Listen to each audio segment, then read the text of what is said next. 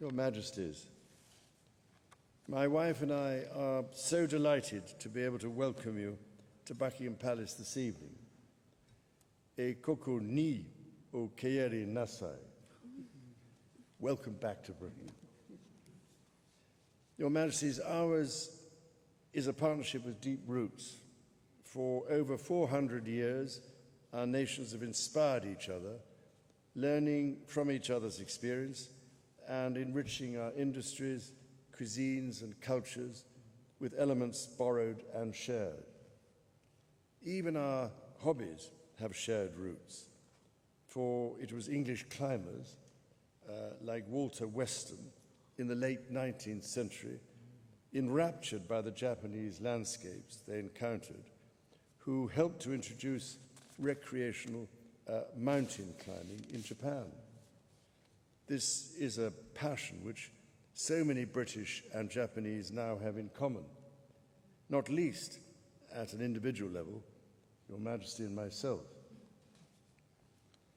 At the core of our partnership is a close friendship, one based on a mutual understanding of the importance of international rules and global institutions, forged from the lessons of history, including its darkest years. Today, as we face a world in which these principles are ever more challenged, our shared values of freedom, democracy, and the rule of law are more important than ever. Our partnership is also one that continues to grow and flourish, to put out new shoots and branches. We share a bond which sets us apart from so many others, being both island nations whose advancement has relied particularly on our ability to adapt and to create new solutions for society through the power of collaboration and innovation. Indeed, I believe that our people also share an understanding of how tradition and innovation can work together to strengthen each other and the future we work towards. I saw something of this on my first visit to Japan in 1970, when I toured the first Japanese World Expo in Osaka. As a 21-year-old, the innovations I saw left me with a lasting impression of the power of blending the traditions of Eastern and Western civilizations, together with progress in science and technology for the benefit of all. My 4 further visits to Japan since then, and my engagements with your people and companies over the years, lead me to believe that the impressive links forged between our economies and our businesses have built on those same ideals. Over the last 50 years, Japanese investors have made an enormous contribution to the economy of the United Kingdom. Our country has provided a home where I am proud to say these businesses have thrived, while growing numbers of British businesses have been welcomed into Japan. Our talented scientists are also working together on research and technology to help address some of the most pressing challenges that face our planet. The seriousness and urgency of the climate and nature crises we face cannot be overstated. Our generation owes it to those who follow to face it with vigor, determination, and creativity. Against the history of deep traditional respect for nature in both of our cultures, the private sector has a key role to play. This is why I'm so pleased that both British and Japanese companies are at the forefront of creating practical, bankable initiatives, and British and Japanese researchers who are working on understanding and protecting the Earth continue to be honoured through the Blue Planet Prize and the Japan Prize. In addition, I know that our two countries are collaborating ever more closely to provide for our shared security. Our armed forces are exercising and sharing expertise at great levels, as befits two powers with an enduring commitment to global peace and security. From energy and the environment to supply chains and semiconductors, from cybersecurity and sustainable food supplies to defense industrial collaboration, our governments are working together to provide a stable world for future generations. Supporting all these shared endeavours are the enduring ties between our people that transcend geography. And that does not just mean how much we enjoy tea and talking about the weather. Your Majesties, I had the enormous privilege of addressing the Diet nearly 40 years ago. During that address, I expressed my deep hope that our countries would exchange more of our cultures and, by doing so, enrich our creativity. I cannot tell you how encouraged I have been to see the remarkable array of cultural exchange and co-production between our countries grow ever stronger. Just today, 130 members of the Royal Opera House were on stage in Japan at the Kanagawa Kenmin Hall, led by Sir Antonio Papano. And as Studio Ghibli's anime continue to delight audiences worldwide, with Hayao Miyazaki's wonderful The Boy and the Heron scooping an Oscar earlier this year, the House is full at the London Coliseum this evening for a stage production of Spirited Away. Equally, it has been a pleasure to learn of the British stories behind certain Japanese cultural icons. Perhaps you would allow me to note one particular individual who turns 50 this year. Raised in a London suburb with her twin sister, a self-made entrepreneur worth billions of dollars, and a UNICEF Children's Ambassador on top of all that. So I can only wish a very happy birthday to Hello Kitty. Ever greater numbers of our young people are living, working and studying in world-class institutions in each other's countries. We are honoured that so many members of the Imperial family, including Your Majesties, have chosen to study at British universities. I know from Your Majesty's fascinating record of your experiences at Oxford, as well as my memories of our time spent together at the opera and fly fishing, that these opportunities to spend time abroad create lifelong friendships and memories. I'm only sorry to report that I haven't had any better luck with more recent attempts at fishing. The Pokemon phrase, "gotta catch 'em all," may resonate with my grandchildren, but for me it is perhaps aspirational. Your Majesties, in 1613, Tokugawa Ieyasu wrote to my forebear, King James I. He said, "Though separated by 10,000 leagues of clouds and waves, our territories are, as it were, close to each other." Over 400 years later, that sentiment remains at the heart of our friendship. And so it is with a sense of great affection and optimism that I propose a toast to Your Majesties and the Japanese people, and to the next 400 years of Japanese-British relations.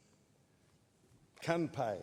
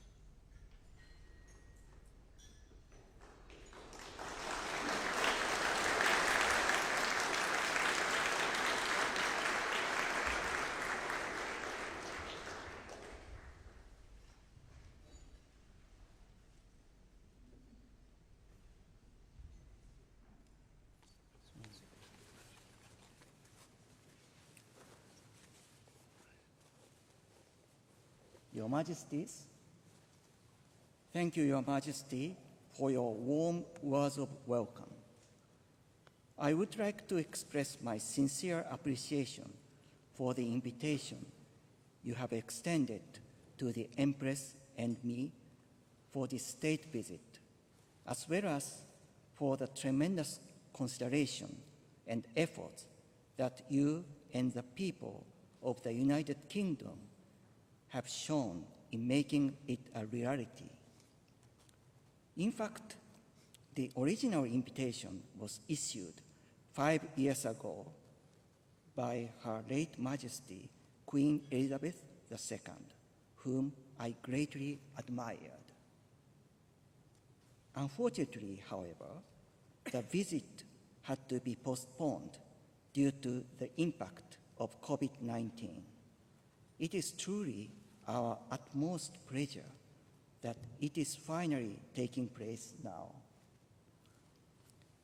Your Majesty has just referred to our two countries' long-standing ties. We also very much appreciate Your Majesty's kindness this afternoon in showing us items from the royal collection related to Japan. We now have an even stronger sense of the deep significance of the exchange between Japan and the United Kingdom forged over so many years. I am personally pleased and also grateful to have played a part in the exchange between the two countries, having studied in the United Kingdom, during which time I interact with many people and in particular was privileged to enjoy the very warm company of members of the royal family. There was previously the third period, during which the friendly relationship between our two countries suffered, and hence I am struck by profound feelings as I extend my thoughts to what was in the minds of my grandfather, the Emperor Showa, and subsequently my father, the Emperor Emeritus, as they set foot in this country after times of great difficulty as Emperors of Japan at the invitation of Her late Majesty. The Empress and I would like to express our deep respect and gratitude to those people who have dedicated immeasurable efforts to the friendship between our two countries, extending firmly into the future. At the State Banquet in 1971, my grandfather voiced his heartfelt wish for the people of both Japan and the United Kingdom in various walks of life to interact even more closely and frequently and to talk to each other with open hearts. It was also my father's sincere hope that our two peoples would continue to strive for true mutual understanding and to join hands in the cause of world peace and prosperity, as was expressed on the occasion of the subsequent State Banquet in 1998. Today, our society is increasingly diverse and complex, facing various global challenges. It is necessary to address these critical issues by further amassing wisdom from around the world. Against this backdrop, I am extremely pleased that, in line with the fruitful dialogue between the people of our two countries conducted over the years, with an open heart and with a quest for true mutual understanding, we have seen and will continue to see a myriad of areas whereby Japan and the UK lead the world in collaboration and cooperation.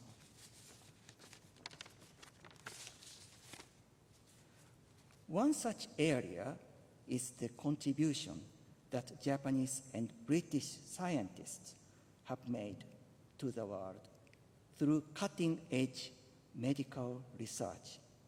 Knowledge of iPS cells came to the fore through the research of Dr. Shinya Yamanaka, for which he was awarded the Nobel Prize in Physiology or Medicine. This was based on the preceding research by Sir John Bertrand Gurdon, who was the joint winner of the Nobel Prize and has led to significant innovations in regenerative medicine.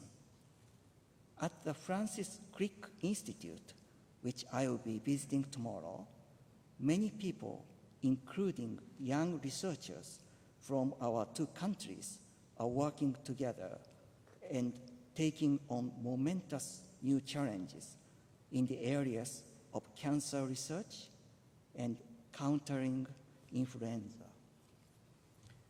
Meanwhile, I made a personal visit yesterday to the Thames Barrier, built in the aftermath of the 1953 North Sea flood. The development of the capacity to predict storm surges in the UK owes a great deal to the role played by a Japanese scientist, Dr. Shizuo Ishiguro, the father of Sir Kazuo Ishiguro, the British novelist of Japanese extraction and winner of the Nobel Prize for Literature. Dr. Ishiguro was invited to join a UK research institute where he developed a practical model for the accurate and timely quantitative prediction of storm surges in the North Sea. According to Sir Kazuo, the analog computing system that Dr. Ishiguro developed based on his research looked like a TARDIS, a time machine from the BBC drama Doctor Who. I believe that the unique interdisciplinary innovation by Dr. Ishiguro, cutting across electronic engineering and oceanographic science, continues to be a major source of inspiration for both Japanese and British researchers today, transcending time and space. During this visit, I look forward to visiting for the first time in 23 years the Royal Botanic Gardens, Kew, of which Your Majesty is a patron. There, I hope to see the efforts made by the Millennium Seed Bank in preserving seeds to avoid their extinction. May I pay my respect concerning the initiatives Your Majesty has taken with both passion and a sense of urgency in such critical areas as climate change and biodiversity. I am also encouraged that many people in both our countries are taking a keen interest in such environmental issues and are dedicating themselves to the resolution of these challenges. I have been told that seeds of Japanese red pine and other plants have been donated to the Millennium Seed Bank by Iwate Prefecture. They include those from the same type of tree as the miracle pine tree, which was the only one to survive the tsunami damage in the Takata Matsubara pine grove from the Great East Japan earthquake, during which tens of thousands of pine trees were uprooted. I believe that the seeds will be preserved long into the future as symbols of resilience, recovery from the earthquake, and friendship between Japan and the UK. I look forward to visiting again the Royal College of Music, where I can see the state-of-the-art performance laboratory, as well as to visiting with the Empress, Young B&A, where we will have a chance to interact with children from both our countries and gain a direct sense of how our culture and art are inspiring children, transcending borders and time. We also plan to visit Oxford. Sorry, maybe the wrong place for Your Majesty. Where the Empress and I both experienced the life and culture of this country as students, and hope to make our humble contribution to promoting bilateral cooperation in the areas of academia, research, and education, as well as exchanges between our younger generations. The relationship between Japan and the UK has been fostered through people-to-people exchanges over the years and generations. It would be a source of immense satisfaction if our visit to the United Kingdom could help to firmly pass on the friendship and goodwill between our two countries to the young people and children who, in the future, will take on the reins of our relationship and develop it even further. Today, as Your Majesty also mentioned, the multi-layered collaboration and exchange between our two countries is accelerating in various areas, including politics and diplomacy, the economy, culture, and the arts, science and technology, as well as education. Our bilateral relations have never been more robust. We can say that we are fortunate to have been given the opportunity to climb even higher on this grand, broad-based mountain guided by the paths trodden by our forebears with the feeling of gratitude, respect, and pride in our hearts.